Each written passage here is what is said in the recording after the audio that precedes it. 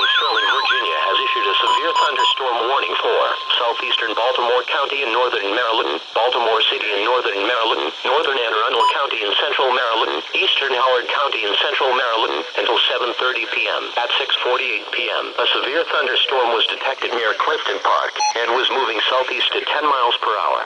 This storm is capable of producing hail up to the size of quarters and damaging winds in excess of 60 miles per hour. Locations affected include Johns Hopkins University, Baltimore Inner Harbor, Fells Point, Armistead Gardens, Locust Point, Rosedale, Josephine Lee, Rosedale, East Point, Brooklyn Park. This is a dangerous storm. If you are in its path, move indoors to a sturdy building and stay away from windows. When it is safe to do so, report severe weather to local law enforcement or to the National Weather Service.